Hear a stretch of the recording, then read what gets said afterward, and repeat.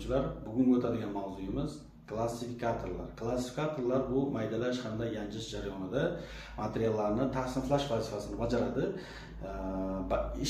Ish jarayoni usuli hamda vazifasiga ko'ra 3 ga bo'linadi klassifikatorlar. Mexanik klassifikatorlar. Mexanik klassifikatorlarga biz misol qilib spiralli klassifikatordan misol qilib kelsak bo'ladi. Ya'ni yanchish jarayonida birinchi bosqichdan keyingi mahsulotni tasniflash vazifasini bajaradi. Mexanik klassifikatorlar bu yirik hamda mayda mahsulotni tasniflaydi. Og'ir hamda yengilga ajratib beradi. Spiralli klassifikatorlar, ya'ni mexanik klassifikatorlar katta joyda, ko'proq miqdordagi joyni egallaganligi uni minus tarafi. Gidravlik klassifikatorlar. Gidravlik klassifikatorlar bu o'sha suv oqimi yordamida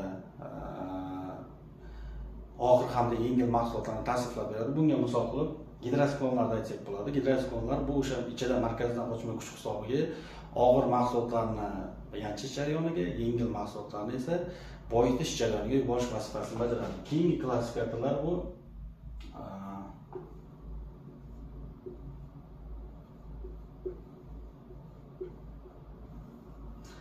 pnevmoklassifikatorlar. Pnevmoklassifikatorlar bu havo yordamida, ya'ni ba'zi bir hududlarda suvning tanqisligi, ya'ni suv kamyob bo'lganligi uchun pnevmoklassifikatorlardan foydalanadi. Ya'ni havoni berish, yuborish hisobiga yengil hamda og'ir fraksiyalarga ajratib beradi pnevmoklassifikatorlar.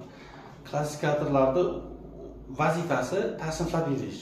Xoh maydalash jarayoni bo'lsin, xoh yanchish jarayoni bo'lsin, tasniflab beradi. Yirik hamda mayda mahsulotga, og'ir hamda yengil mahsulotga tasniflab beradi. Mana shu klassifikatorlarning ishlashi o'sha texnologik sxemada yopiq siklni tashkil qiladi. Ya'ni bu klassifikatorlar aylanma mahsulotni ta'minlab beradi. Ya'ni tegirmonda yoki drobilkada o'sha mahsulotni qaytadan aylanib o'tishini ta'minlaydi. Ya'ni yopiq siklni ta'minlab beradi. Klassifikatorlarning hisobiga o'sha boyitish jarayoni takomillashib boradi. Agar klassifikatorlarning ish jarayoni yomonlashsa, ya'ni spiralli klassifikatorda texnologik ko'rsatkichlar yomonlashsa, ikkinchi bosqich yanchish hamda birinchi bosqich yanchishda muammolar yuzaga keladi. Buning natijasida boyitish jarayonida kamchiliklar kuzatiladi. Bularni ekspluatatsiya qilish, ya'ni boshqarish bir-biridan farq qiladi. Mexanik klassifikatorda, spiralli klassifikatorlarda o'sha ko'proq inson omillari, ya'ni buni texnologik parametrlari ko'p.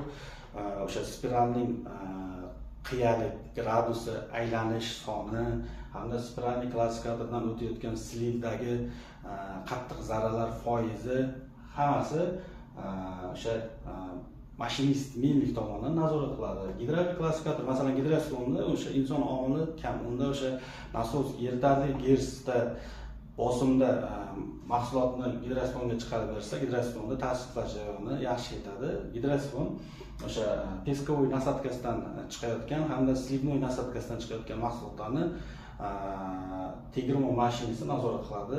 Buni bu ham gidravlik klassifikator kichikroq joyni egallaydi, lekin tasniflashda unumdorligi yuqoriroq. Pnevmatik klassifikatorlarda bu havo yordamida tasniflaydi. Bunda buning minus tarafi ko'p miqdorda chang ajraladi. O'shaning uchun biz hozirgi juda ko'p fabrikalarda bu pnevmatik klassifikatorlar ishlatilmaydi. Kelajakda agar suv tanqisligi yuzaga keladigan bo'lsa, bu texnologiya ham qo'llaniladi. Bugungi mavzuyimiz qisqacha klassifikatorlar edi. O'sha klassifikator bu tasniflab beradi. Yirik hamda mayda mahsulotni tasniflaydi, hamda og'ir hamda yengil mahsulotlarni tasniflab beradi. Ya'ni yanchish, maydalash jarayonini takomillashtirib, ish unumdorligini oshirish uchun.